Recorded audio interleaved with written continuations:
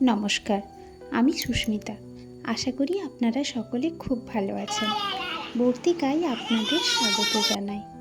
চলে এলাম আবারও একটি নতুন ভিডিও নিয়ে। বাড়িতে আজকে যেন মাছের বাজার বসেছে।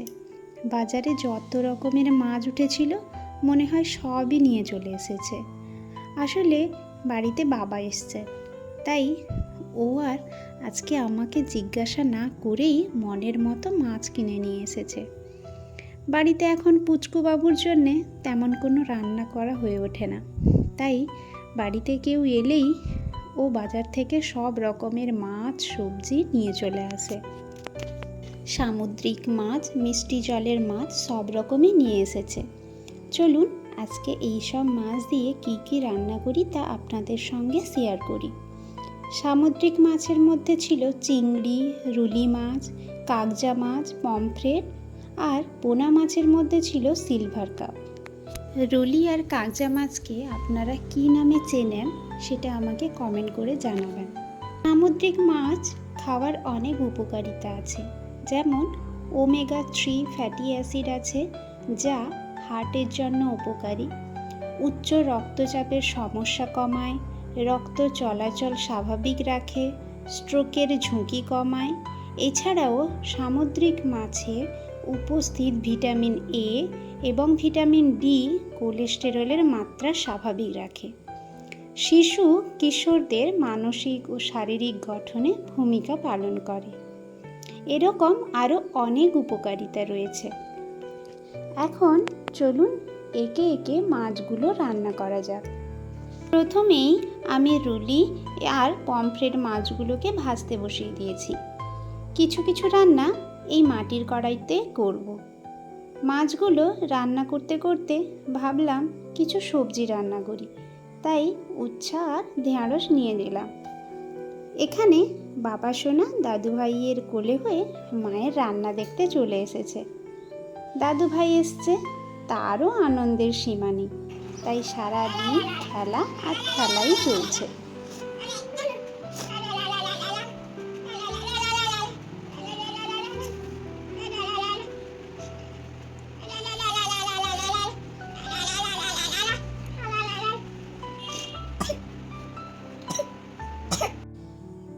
এদিকে পমফ্রেট মাছের ঝালটা কমপ্লিট হয়ে গেছে।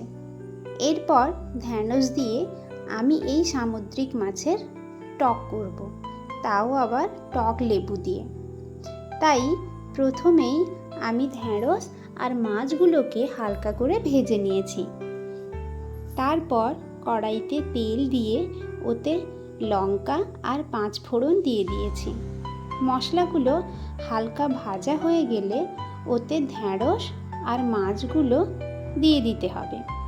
তারপর কিছুক্ষণ একটু নাড়াচাড়া করে নিতে হবে। আর এই টক লেবুটা কেটে নিয়েছি, ওটা থেকে একটা পাত্রে রস বের করে নিব।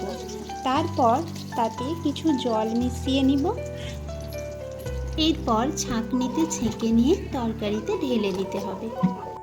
পরিমাণ মতো লবণ আর হলুদ দিয়ে কিছুক্ষণ ফুটিয়ে নিলেই তৈরি হয়ে যাবে আমাদের এই টকটা। পমফ্রেট মাছের ঝালটাও রান্না হয়ে গেছে, আর দেখুন টকটাও তৈরি হয়ে গেছে। এই রান্নাটা খুব সহজ আর অল্প সময়েই রান্না হয়ে থাকে। এতে তেল মশলা যেমন কম লাগে, তেমনি স্বাস্থ্যের পক্ষেও খুব উপকারী। টকে মাছগুলো সব গোটা গোটাই আছে, একটাও ভেঙে যায়নি। এই টকটা খেতেও বেশ ভালো লাগে। এখানে বাবুর খাবারটা তৈরি করে নিয়েছি, ওকে খাইয়ে দিব। আর চলুন আজকে কি রান্না করলাম দেখাই। প্রথমেই স্যালাড নিয়ে নিয়েছি, উচ্ছা ভাজা, চিংড়ি আর রুলি মাছের ভাজা করেছি, পমফ্রেট মাছের ঝাল আর এই সামুদ্রিক মাছের টক।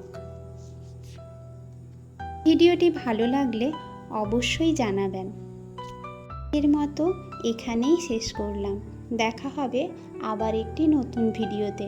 ততক্ষণে আপনারা সবাই ভালো থাকবেন, সুস্থ থাকবেন।